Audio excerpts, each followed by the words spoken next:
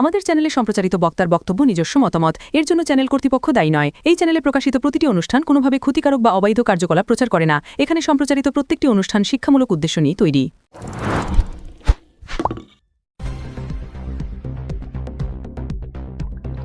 পথে গায়েব শৌচালয় নির্মাণের টাকা, কান্নায় ভেঙে পড়লেন গৃহবধূ।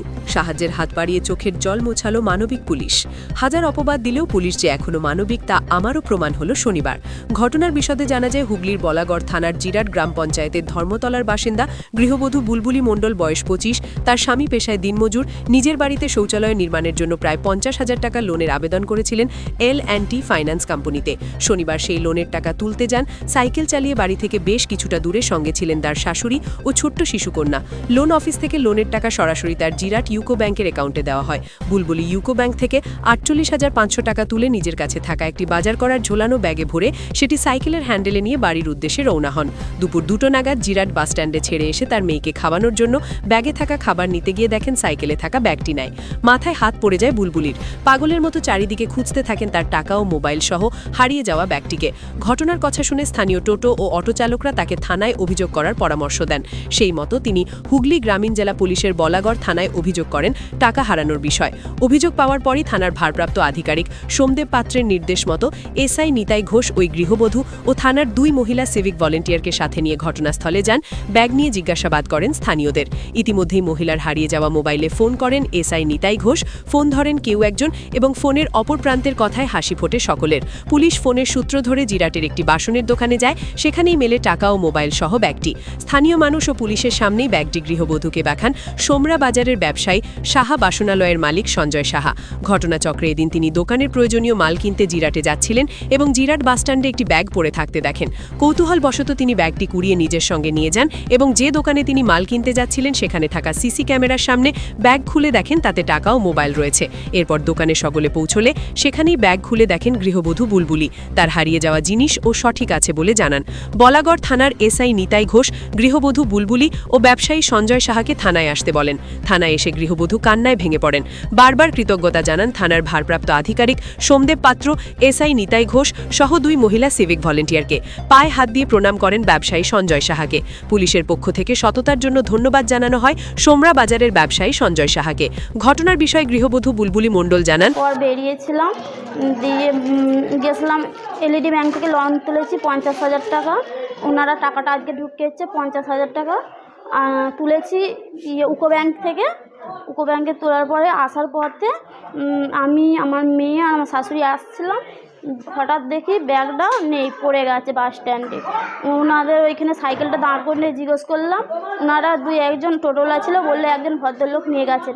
চিন্তা করবেন না, আপনারা থানায় চলে যান, ওখানে গেলে হয়ে যাবে। তাই আমি আমার শাশুড়ি আর মেয়েকে নিয়ে টোটো করে থানায় চলে এসেছিলাম। এসে অভিযোগ করেছি। অভিযোগ করার পরে ওনারা আমাকে বললেন চিন্তা করবেন না, ব্যাগ পেয়ে যাবেন। ওনাদের করে নিয়ে গেলাম, ওখানে ফোন করলাম। হ্যাঁ, পুলিশের সঙ্গে গেলাম।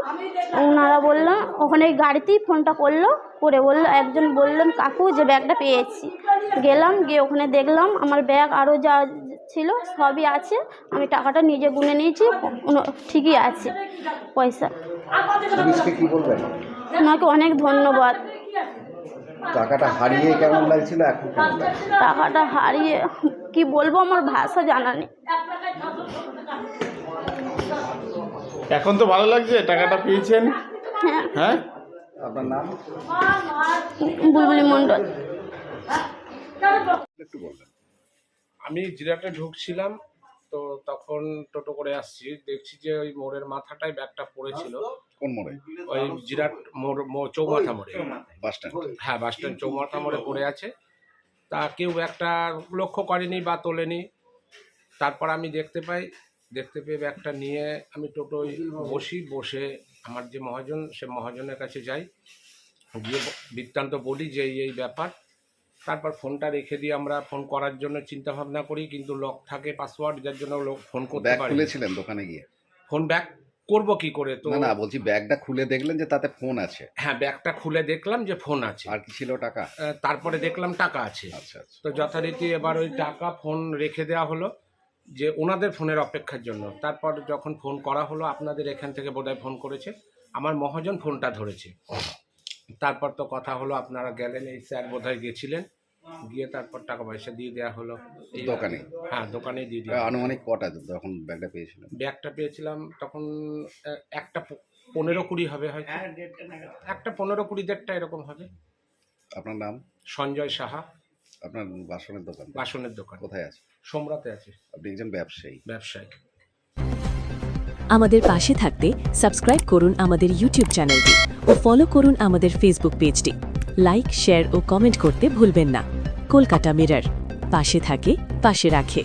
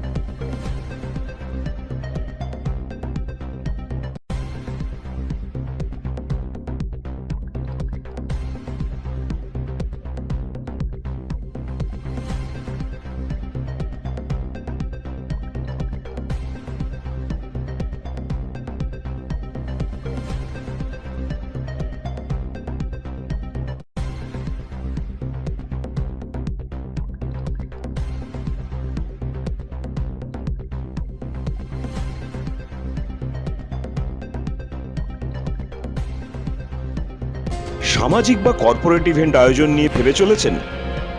এবার আপনার ভাবনার অবসান। এসে গেছে ক্লাব ওয়েলকামের নতুন ক্রিস্টাল হল। 6000 বর্গফুটের রাজকীয় এই ব্যাংকোয়েট হলের সঙ্গে যুক্ত বিশাল আয়তনের কিচেন, জিভে জল আনা নানা পদ অতিথিদের পরিবেশনে সক্ষম। প্রয়োজনে ব্যবহার করতে পারেন আউটডোর ক্যাটারিংয়ের সুবিধাও। ক্রিস্টাল হলে অনুষ্ঠান আয়োজন অনুষ্ঠানের গরিমা বৃদ্ধি করে। রয়েছে 5টি লাক্সারি রুমের সুবিধাও। তাই সামাজিক হোক বা কর্পোরেট ইভেন্ট, নির্দ্বিধায় চলে আসুন ক্লাব ওয়েলকামে। বুকিংয়ের জন্য যোগাযোগ 9147005547 অথবা 9163333080। Enjoy a weekend at Vedam, the paradise of peace. A home away from home.